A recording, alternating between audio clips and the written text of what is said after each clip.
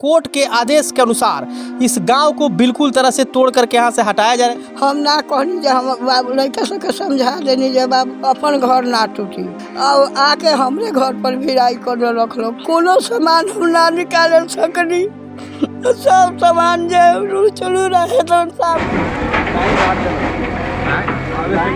यहाँ पर 250 आदमी यहाँ पर बसा हुआ है, 250 यहाँ पर है घर, लेकिन यहाँ पर हम लोग ये नहीं समझे जे तत्काल आकर ये काम कर दे। कोर्ट से आदेश भइल बा तो हमनी के पूरा गरीब के घर तुराल हमनी रही सका।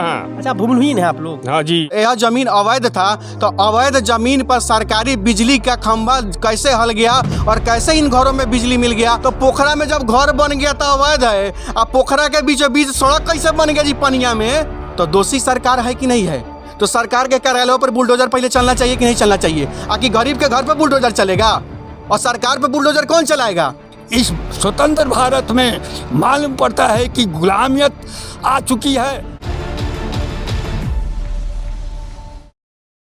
नमस्कार दोस्तों, अभी बिहार के पूर्वी चंपारण जिला के सुगौली प्रखंड क्षेत्र के पजियरवा में हम लोग हैं और ये दृश्य देख रहे हैं आप, ये दृश्य जो कि है हाई कोर्ट के आदेश के अनुसार इस घर को तोड़ा जा रहा है। पुलिस प्रशासन के माध्यम से इस गांव को तोड़ा जा रहा है। जिस गांव में पुलिस प्रशासन के द्वारा जो रिकॉर्ड निकाला गया है जिसमें 115 घर यहाँ पे है, लेकिन यहाँ के जो जनता है वो जनता बता रही है कि 115 जो घर है वो प्रशासन के और कोर्ट में जो कि है लेकिन यहाँ पे जो अलग हो करके लगभग 250 लोग जो कि यहाँ पे घर बना चुके हैं और यहाँ कोर्ट के आदेश के अनुसार इस गांव को बिल्कुल तरह से तोड़ करके यहाँ से हटाया जा रहा है। देखेंगे कि यहाँ 2 ताला घर है और इसको भी तोड़ दिया गया है।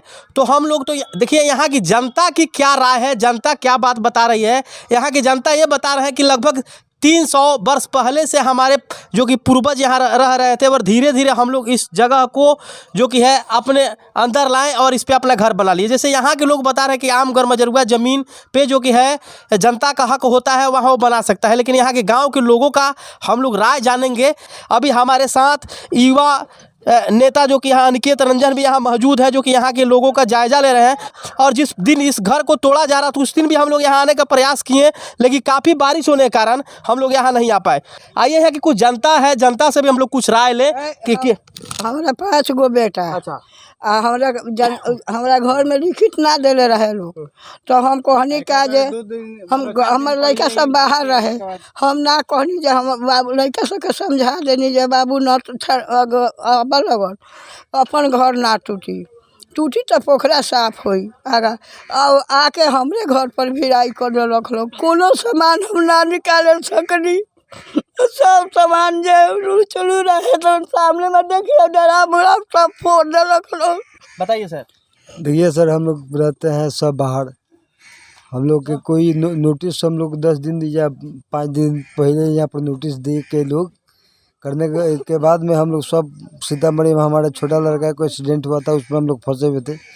हम लोग आए 6 तारीख को, देखे 6 तारीख को हम लोग सामान निकाले, तो 7 तारीख को लोग धड़ाधड़ आके लोग अपना टूर फाड़ चालू कर दिया। आप लोग कितने वर्ष से यहाँ बसे हुए? हम लोग यहाँ से हम लोग का मोटा मोटी बाबा दादा यहाँ पर गुजर गए हैं। अच्छा, चौथा पीढ़ी हम लोग यहाँ पर है। चौथा पीढ़ी है। चौथा पीढ़ी। तो क्या आप लोगों को पहले से बात का संदेह नहीं हो रहा था कि आने वाले समय में जिस प्रकार सरकार देखेंगे तो यूपी में लगभग बीघा का बीघा जमीन जो कि है घर खाली कर दिया गया था? क्या आप लोग को संकेत नहीं हो रहा था कि बिहार में भी अब जो कि है उसी प्रकार का काम किया जाएगा? नहीं, देखिए हम लोग का ये सोच में था कि हाँ भाई, जब हमारे दादा परदादा बाबूजी सब गुजर गए तो हो सकता है जो इस पर ये जमीन मतलब सरकार के लिए कोई काम का थी है नहीं।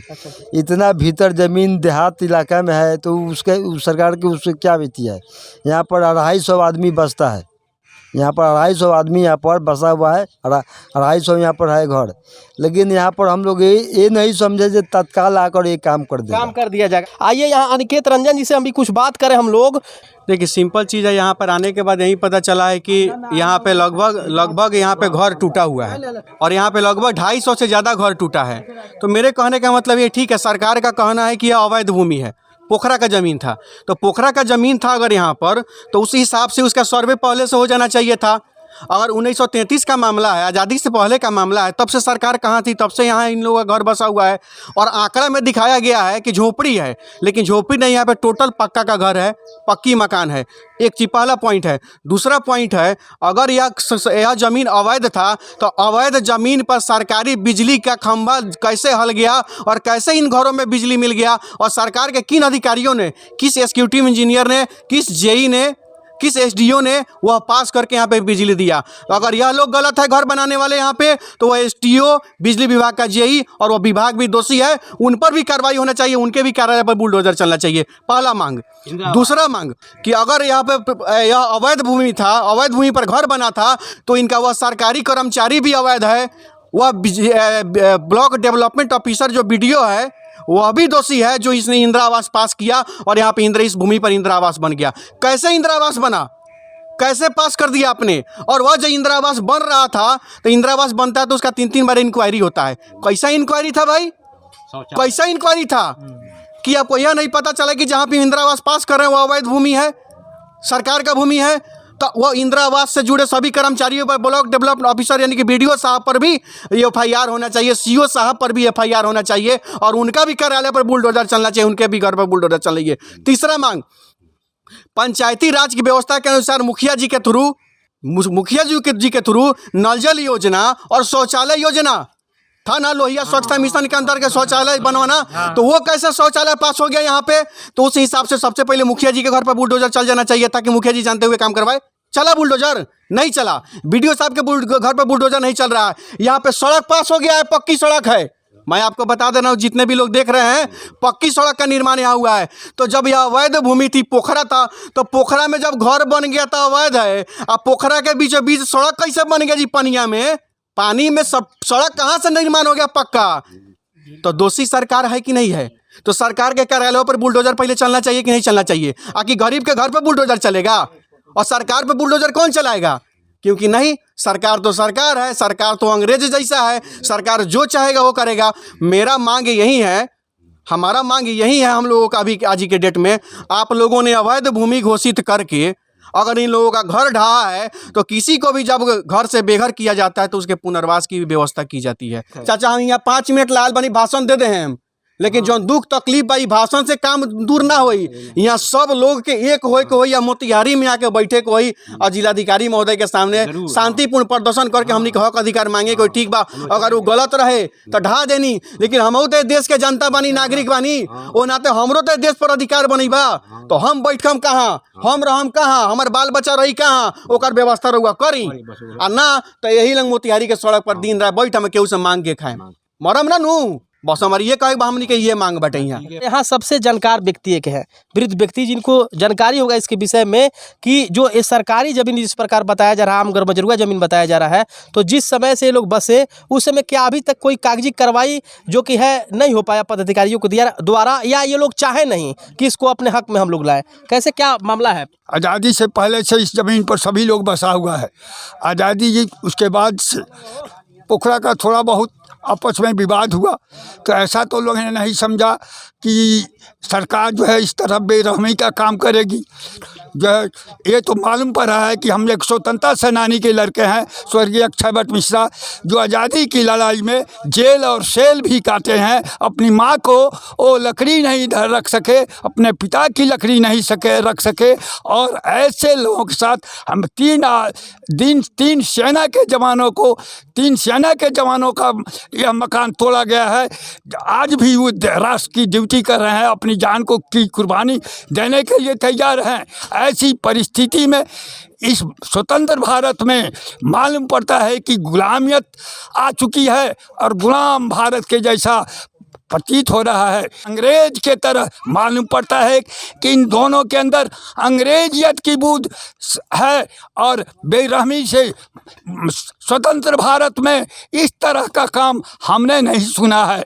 और आज यह डीएम जो है मोतिहारी और अंचलाधिकारी सुगौली की ये काले कारतूत को पूरे देश के अंदर मैं पत्रकारों से चाहूँगा कि ये लोग पूरे देश के अंदर उजागर करें और देश ही नहीं विदेशों तक ले जाएं।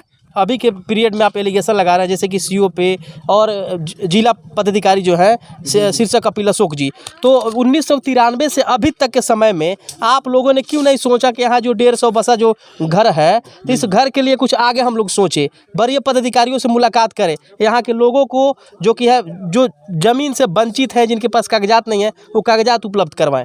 क्यों नहीं सोचे आप लोग? हम लोगों ने तो यह नहीं सोचा कि ये वर्तमान में जो है सो इस तरह का काम हुआ। हम सोच रहे थे कि आपस में हम लोगों का भाईचारा है और इस पोखरा के बिंदु पर थोड़ा विवाद चला, तो अंचलाधिकारी सुगौली या जिलाधीश मोतिहारी इससे पहले 15 वर्ष पहले से इस पर कार्रवाई हुई होती तो बहुत सारे मकान नहीं बने होते। आज अभी वर्तमान में 2-4 घर ढाला गया है, तो उन्होंने आकर के मना क्यों नहीं किया कि नहीं आप लोग इस पर कोई मकान नहीं बना है। दूसरा हमारा असली जेन्युइन पॉइंट ये है कि मालिक कर्मजरुआ को कलेक्टर या डीसी या अंचलाधिकारी को रसीद काटने का अधिकार है। आम कर्मजरुआ आम जनता की चीज़ है, एक सरकार की चीज़ नहीं है, बिहार सरकार की चीज़ नहीं है। हमारी मुख्य बिंदु लड़ाई इस बात के लिए है कि उनकी चीज़ नहीं है। अगर उनकी चीज़ रहती तो इंदिरा आवास उनको पास नहीं करना चाहिए था, रोड नहीं बनने देना चाहिए था, बिजली की सुविधा नहीं मुहैया करने चाहिए था। तो ये सारे काम उन लोगों के काले कारतूत से हुआ। हमने के यहाँ 7 पुष यहाँ जन्म करम, हमने के 7 पुष बीत गई है नु, हमने के 7 पुष यहाँ कोई बात ना रख। हाई कोर्ट से आदेश भइल बा तो हमने के पूरा गरीब के घर तुरा हमने रही सका। हाँ अच्छा, भूमिहीन है आप लोग? हाँ जी। आप लोग के पास जमीन ना है? नहीं नहीं, एक दूर जमीन नहीं है। तो आप लोग क्यों नहीं पदाधिकारियों के पास जाते हैं या जिला में जो कि है डीएम साहब के पास आप लोग क्यों नहीं जाते कि जब हम भूमिहीन लोग हैं तो हम लोग जाए कहाँ? आखिरकार इसी बिहार के हम लोग निवासी हैं और यही इसी बिहार का वोटर भी हम लोग हैं और इसी बिहार में रहना भी है, इसी गाँव में रहना है, तो हम लोग को सरकार कहीं ना कहीं जमीन देगी ना? है जब गरीबों का सरकार है और डीएम साहब लोगों का उद्धार कर रहे हैं, तो आप लोग जब भूमिहीन है तो जांच होना चाहिए ना, आप लोग को जमीन मिलना चाहिए ना? क्यों नहीं मांग किया आप लोग पहले? हम काथी मांगी, हमनी के मांगला से वो मिली। ये अगर पूरा पब्लिक ना मांगी तो ये हमनी कहाँ जाई? अच्छा, कितना लोग जो यहाँ है घर बनाए हुए जो भूमिहीन, जिसको आप बता सकते? यहाँ कम से कम 200 घर है। सभी लोग भूमिहीन है? किसी के पास जमीन है? ये नहीं, 1-2 आदमी का है बस, पूरा भूमिहीन है। पूरा लोग भूमिहीन है जी।